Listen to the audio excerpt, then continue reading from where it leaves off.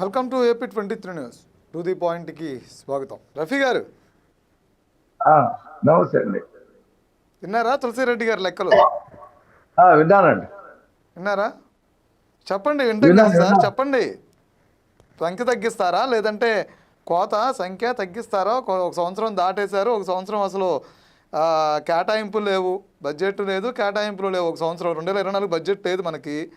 పెట్టిన బడ్జెట్లోనేమో కొత్త ప్రభుత్వం వచ్చింది, పాత బడ్జెట్లో. తర్వాత ఒక బడ్జెట్ అంతా కూడా మనం పూర్తి స్థాయి బడ్జెట్ పెట్టాం, కానీ 2,00,000 కోట్ల రూపాయలు అది కేటాయింపులు లేవు అందులో. సో ఇప్పుడు కేటాయింపులు ఉన్నాయి కానీ తక్కువ పెట్టారు అంటారు. ఈ కోతలా ఏంటి ఏదో అడుగుతున్నారు. నమస్కారం అండి అందరికీ. సరే, ఇప్పుడు మీరు చూడండి, బడ్జెట్లో అన్నదాత సుఖీభావుకి సంబంధించి కేంద్రం ఇచ్చేది మేమిచ్చేది కల్పిస్తాం. కాబట్టి మేమిచ్చేది ఎంతో అక్కడ చూపించాం, కేంద్రం నుంచి వచ్చేది దానికి యాడ్ అవుతుంది. అలాగే తల్లికి వందనంలో కేంద్ర ప్రభుత్వం నుంచి కూడా విద్యకు సంబంధించినటువంటి కేటాయింపులు ఉన్నాయి. వాటితో జోడించి ప్రతి పిల్లకి, ప్రతి విద్యార్థికి 15,000 ఇస్తాం. ఏం డౌట్ లేదు. 9,000 కోట్ల రూపాయలే కేటాయించాలని కాదు, కేంద్ర ప్రాయోజిత పథకాల ప్రకారంగా కేంద్రం నుంచి వచ్చేటువంటి డబ్బులు యాడ్ చేస్తాం. యాడ్ చేసి 84 లక్షల మంది పిల్లలకి అందరికీ ఇస్తాం. ఒకళ్ళకి ఇచ్చి ఒకళ్ళకి ఇవ్వకపోతే అది కుదిరే విషయమే కాదు. మేము ఎంత కేటాయిస్తున్నాం, కేంద్రం నుంచి ఎంత చేస్తాం. 93 పథకాలు జగన్మోహన్ రెడ్డి మ్యాచింగ్ గ్రాంట్స్ ఇవ్వకుండా నిర్వీర్యం చేశాడు. మేము ఇప్పుడు 73 పథకాల్ని పునరుద్ధరించాం. తిరిగి ఆ 93 వరకు ఆ మ్యాచింగ్ గ్రాంట్ ఇచ్చి విద్యా అభియాన్ కింద కేంద్రం నుంచి కూడా చాలా డబ్బులు వస్తాయి. పిల్లలు స్కాలర్షిప్కి సంబంధించి ఇంకా ఇతర చాలా డబ్బులు కేంద్రం నుంచి వస్తాయి. వాటికి మ్యాచింగ్ గ్రాంట్ నుంచి ఆ 12,000 కోట్ల రూపాయలు ఫిలప్ చేస్తాం. ఫిలప్ చేసి ప్రతి విద్యార్థికి అప్ టు ఇంటర్మీడియట్ చదివేటువంటి విద్యార్థి వరకు 15,000 రూపాయలు ఇస్తాం. అందులో ఎటువంటి సందేహం లేదు. మేము చెప్పిన సూపర్ 6లో ఆల్రెడీ ఉచిత గ్యాస్ సిలిండర్ పథకం ప్రారంభమైంది, అమల్లో జరుగుతూ ఉంది. దానికి సంబంధించి 1 కోటి మంది దాకా లబ్ధిదారులు ఉన్నారు. అన్నదాత సుఖీభావ కేంద్ర నిధులతో కలిపి 20,000 ఇస్తాం రేపు ఏప్రిల్లో. మేలో తల్లికి వందనం మేము అలాగే కేంద్ర ప్రభుత్వం ఇచ్చేటువంటి దాంతో కలిపి తల్లికి వందనం కంప్లీట్ చేస్తాం. ఇక మిగిలిన 3 మహిళలకి ఆర్టీసీ బస్సుల్లో ఉచిత ప్రయాణం. జగన్మోహన్ రెడ్డి హయాంలో ఒక బస్సు కొల్ల, ఒక డ్రైవర్ని కూడా రిక్రూట్మెంట్ చేయాల, ఒక కండక్టర్ని కూడా రిక్రూట్మెంట్ చేయాల. ఈవెన్ దో సీజీ అపాయింట్మెంట్ కావాలి.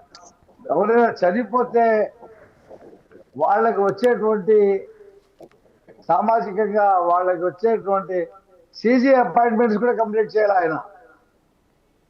ఒక పక్కన డ్రైవర్స్ కండక్టర్స్ నియామకాలకి నోటిఫికేషన్స్ ఇచ్చాం. భారం పడకుండా ఉండేందుకు 2,000కు పైగా ఎలక్ట్రిక్ బస్సులు కొనాలని ప్రభుత్వం ప్రయత్నం చేస్తూ ఉంది. ఎలక్ట్రిక్ బస్సులు కొంటాం. కొన్న తర్వాత ఆ బస్సులు నడపడానికి సరిపడే సిబ్బందిని ఏర్పాటు చేసుకొని ఆ ఎలక్ట్రిక్ బస్సుల్లో ఈ ఉచితంగా మహిళలకు ప్రయాణాన్ని కొనసాగిస్తాం. అది 4. 5 కంపెనీలు వస్తున్నాయి, ఫ్యాక్టరీలు వస్తున్నాయి. అమరావతి నిర్మాణం రేపు 15వ తారీఖు నుంచి స్టార్ట్ అవుతా ఉంది. వీటన్నిటినీ కూడా ఈ రాష్ట్రంలో ఉండేటువంటి యువతకి ఉపాధి కల్పిస్తాం. అవును. నెక్స్ట్ బడ్జెట్కి వచ్చేటప్పటికి ఉపాధి ఎంత కల్పిస్తామో బడ్జెట్లో కేటాయింపులు చేసి నిరుద్యోగ భృతి కూడా ఇస్తాం. ఒక బడ్జెట్లోనే సాధ్యం కాదు. ఆ తర్వాత మహిళలకి మహాశక్తి పథకం ఏదైతే ఉన్నదో దానికి కూడా నిధులు కేటాయించి నెక్స్ట్ బడ్జెట్లో దాన్ని కంప్లీట్ చేస్తాం. ఈ ప్రభుత్వం చెప్పిన 6 సూపర్ 6 పథకాలు అమలు మీదే కాకుండా రాష్ట్రంలో పలు విమానాశ్రయాలు, భోగాపురం విమానాశ్రయం శరవేగంగా నిర్మాణాలు పూర్తి అవుతున్నాయి. 26 కల్లా అది అందుబాటులోకి వస్తున్నాయి. అది కాకుండా 7 విమానాశ్రయాలు నిర్మాణం కేంద్ర ప్రభుత్వమే భారతదేశంలో 50 విమానాశ్రయాలు కట్టాలని కేంద్ర ప్రభుత్వం డబ్బులు కేటాయిస్తే అందులో 7 ఆంధ్రప్రదేశ్కి వచ్చింది. రైల్వే లైన్లు, కొత్త లైన్లు గతంలో జగన్మోహన్ రెడ్డి కడప బెంగళూరుకి ₹1 కేటాయించకుండా, భూమిని సమర్పించకుండా, మ్యాచింగ్ గ్రాంట్ ఇవ్వకుండా ఆ ప్రాజెక్ట్ ఆపేశాడు. దానికి కేంద్రం నుంచి నిధులు వచ్చినాయి. రాష్ట్ర ప్రభుత్వం కూడా మ్యాచింగ్ గ్రాంట్ ఇచ్చి కడప బెంగళూరుకి ఆ నిర్మాణం పూర్తి చేస్తాం. శ్రీకాళహస్తి నడుపుడి నిర్మాణం మధ్యలో ఆగిపోయి ఉంది. మ్యాచింగ్ గ్రాంట్ ఇవ్వకుండా, భూమి సేకరణ చేయకుండా దాన్ని కంప్లీట్ చేస్తాం. అమలాపురం సకినేటిపల్లి అది కూడా మధ్యలో ఆగిపోయి ఉంది. దానికి కూడా కేంద్రం నుంచి నిధులు వచ్చినాయి. రైల్వే శాఖ ఒప్పుకుంది. ఆ ప్రాజెక్ట్ కూడా కంప్లీట్ చేస్తే ఆ కొద్ది ముక్క మీకు కోనసీమకి 2 లైన్లు రౌండ్గా 2 లైన్లు వస్తాయి. విజయవాడ నుంచి గుడివాడ, గుడివాడ నుంచి భీమవరం, భీమవరం నుంచి నరసాపురం, నరసాపురం నుంచి సకినేటిపల్లి, అమలాపురం, అలాగా ఆ నిర్మాణాలన్నీ కూడా కంప్లీట్ అవుతాయి. చిన్న ముఖ్య కంప్లీట్ చేయవలసింది. కోటిపల్లి, కాకినాడ ఆల్రెడీ కంప్లీట్ అయింది. ఇలాగ రైల్వే లైన్ల నిర్మాణాలు కూడా జరుగుతున్నాయి. ఒక్క నిమిషం ఆగండి, చెప్పనే ఉంటాయి. ప్రతి శాఖని పరిపుష్టం చేయడానికి ఈ బడ్జెట్లో డబ్బులు కేటాయించడం జరిగింది. కేంద్రం నుంచి మాకు ఉన్నటువంటి సమాచారం ప్రకారంగా, మా కృషి ప్రకారంగా కేంద్రం నుంచి రాష్ట్రానికి ఖచ్చితంగా సహాయం అందుతుంది. అందులో ఈ బడ్జెట్లో మేము ఏవైతే కేటాయించామో ఆ కేటాయింపులన్నింటినీ కూడా ఏ శాఖకైతే కేటాయించామో ఆ శాఖకే ఖర్చు పెట్టేలాగా చర్యలు తీసుకుంటాం. గతంలో లాగా జగన్మోహన్ రెడ్డి కేటాయింపులు చేయటమే కానీ శాఖల్ని నిర్వీర్యం చేసినటువంటి సందర్భం మేము చూసాం. ఈ అస్తవ్యస్తమైనటువంటి రాష్ట్రాన్ని మళ్ళీ ఆర్థికంగా పట్టాలెక్కించడానికి ఈ ప్రభుత్వం తనకు ఉన్న మేర శక్తి ఉపయోగించి ప్రభుత్వం పని చేస్తుంది అనడానికి ఈ బడ్జెట్ అర్థం పడుతుందని మాత్రం నేను స్పష్టంగా చెప్తాను. బడ్జెట్ ప్రకటించిన తర్వాత రాష్ట్రంలో ఉన్నటువంటి చాలా మంది మేధావులు దీన్ని స్వాగతించారు, హర్షించారు. సరే, ఆ రాజకీయ పార్టీలు విమర్శించడం, ప్రతి వాళ్ళు బడ్జెట్ పెట్టినప్పుడు ప్రతిపక్షాలు విమర్శించడం, అధికార పక్షం సమర్థించడం, ఇవన్నీ మామూలుగా జరుగుతూ ఉంటాయి. కానీ ప్రజలు మాత్రం ఈ బడ్జెట్ చూసిన తర్వాత స్వాగతించాలని మాత్రం నేను స్పష్టంగా చెప్పగలను. 8 నెలల్లో ఒక బడ్జెట్లో, పూర్తి స్థాయి బడ్జెట్లో మొత్తం కంప్లీట్ చేసేటువంటి నాయకుడు కానీ ప్రభుత్వం కానీ నాకు తెలిసి భారతదేశంలో ఎవరు లేరు. ఇంకా 4.5 సంవత్సరాల సమయం ఉంది. ఒక్కొక్క బడ్జెట్లో ఒక్కొన్నిటికి ప్రాధాన్యత ఇస్తాం. ఎస్. ఈ బడ్జెట్ లో ఇచ్చినటువంటి ప్రాధాన్యతలు మీరు చూశారు. అన్ని రంగాలకి బడ్జెట్ కేటాయించడం జరిగింది. రోడ్లు ఇప్పుడున్న రోడ్లే వేసాం. ఇంకా 3,600 కోట్ల రూపాయలతో ఇంకా రోడ్లు ఎక్స్టెన్షన్ కూడా చేయబోతా ఉన్నాం. పంచాయతీలకి 24,000 కోట్లు ఇచ్చాం ఈ ప్రభుత్వం వచ్చిన తర్వాత. డోలీల మూత లేకుండా 32 కోట్లతో అక్కడ ట్రైబల్స్ ఉండేటువంటి అరకు లోయల్లో రోడ్లు వేస్తే మొన్న ప్రసూతి కోసం వచ్చినటువంటి అమ్మాయి అంబులెన్స్ వెళ్ళగలిగింది. చిన్న చిన్న బ్రిడ్జీలు కంప్లీట్ చేస్తా ఉన్నాం. ఒక బడ్జెట్లోనే చేస్తామని మేము ఏనాడు ఆవేవల 4 బడ్జెట్లు ఉన్నాయి. ఇరిగేషన్ ప్రాజెక్టులు కంప్లీట్ చేస్తాం. ఇంకా చెప్పని కూడా ఇప్పుడు ఏదైతే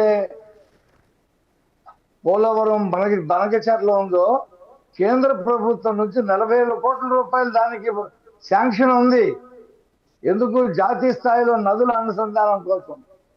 మిగతా 40,000 కోట్ల రూపాయలు పిపిపి పద్ధతిలో తీసుకొచ్చి అది కంప్లీట్ చేసి రాయలసీమ, నెల్లూరు, ప్రకాశం అన్ని ప్రాంతాలకి గోదావరి వరద నీటిని స్టాక్ చేసి అన్ని ప్రాంతాలకు పంపించే బృహత్తరమైనటువంటి కార్యక్రమం తీసుకున్న పోలవరమే కాకుండా, కాబట్టి సృజలా స్రవంతి కానీ, పురుషోత్తం పట్నం ఎడమ కాలువ కానీ, ఈ ప్రభుత్వం వచ్చిన తర్వాత విశాఖ స్టీల్ ప్లాంట్ని 8,000 కోట్లు, 11,000 కోట్ల రూపాయలు ఒకసారి, 1,600 కోట్లు ఒకసారి ఇచ్చి ఆ స్టీల్ ప్లాంట్ని బలోపేతం చేసి దాన్ని నిలబెట్టే ప్రయత్నం చేస్తూ ఉన్నాం.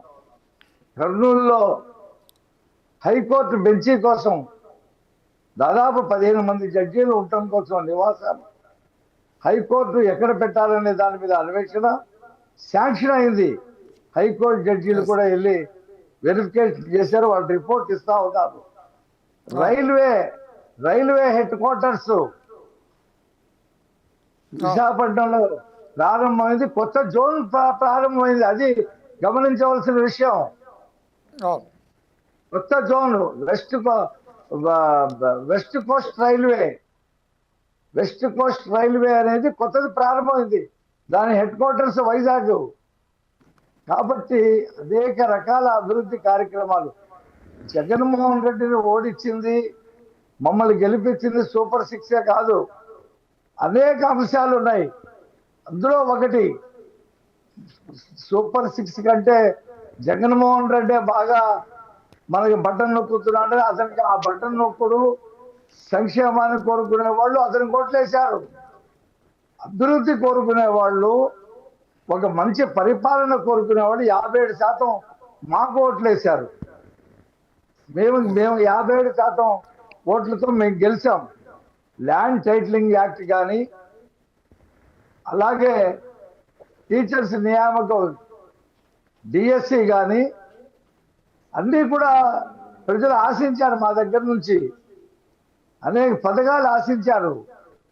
వాటి అన్నింటికి డబ్బలించిన సర్కారుతో ఈ రాష్ట్రాన్ని ఇప్పుడు మేము బడ్జెట్లో చేసినటువంటి హామీలే కాకుండా, కేటాయింపులే కాకుండా, కేంద్రంతో మరిన్ని పథకాలు ఇవాళ కేంద్రం కూడా 60 సంవత్సరాలు వచ్చిన వాళ్ళకి కొన్ని వర్గాల్లో వాళ్ళకి పెన్షన్ కార్యక్రమం ఇవ్వబోతా ఉంది. ఒక్క మాట చెప్పి నేను ముగిస్తాను, వేరే టీవీలోకి వెళ్ళాలి. జగన్మోహన్ రెడ్డి హయాంలో అమ్మఒడిలో అవినీతి. పిల్లలు లేని వాళ్ళు వైసీపీ కార్యకర్తలకి అమ్మఒడిలో డబ్బులు ఇచ్చారు ప్రతి సంవత్సరం. వాటిని ఏరేశాం. దొంగ సర్టిఫికెట్లతో వికలాంగుల పెన్షన్లు లాగేశారు. వాళ్ళని డాక్టర్లతో ఏరే కార్యక్రమం తీసుకున్నాం. ఒక పక్కన ప్రక్షాళన, అనవసరంగా ఉన్నటువంటి సచివాలయాలు, పంచాయతీలను నిర్వీర్యం చేసి సచివాలయాలు పెట్టి వృధా ఖర్చుని పెట్టి జీతాలు ఇచ్చి కూర్చోబెట్టాడు. కాబట్టి వాటిని సంస్కరిస్తా ఉన్నాం. పంచాయతీ రాజ్ని బలోపేతం చేస్తా ఉన్నాం నిధులు ఇచ్చి. పంచాయతీ నిధులన్నీ కూడా లాగేశాడు. పంచాయతీలకి విడతల వారీగా 2000 కోట్లు ఒకసారి, 600 కోట్లు ఒకసారి ఇచ్చాం. 30,000 రకాల పనులు పంచాయతీల్లో జరుగుతూ ఉన్నాయి వాళ్ళ. కాబట్టి ఈ బడ్జెట్ మొత్తం 5 సంవత్సరాలకి అద్దం పట్టేది కాదు. ప్రతి బడ్జెట్ లో కొత్త కొత్త విషయాలు ఉంటాయి, చెప్పిన హామీలు ఉంటాయి. సూపర్ 6 మొత్తం కూడా కంప్లీట్ చేసి ఈ రాష్ట్రంలో పరిశ్రమల సాధన చేసి 20 లక్షల మంది యువతకి ఉద్యోగాలు ఇచ్చే దిశగా ఈ ప్రభుత్వం వెళ్తుందని చెప్పి తెలియజేస్తూ నమస్కారం.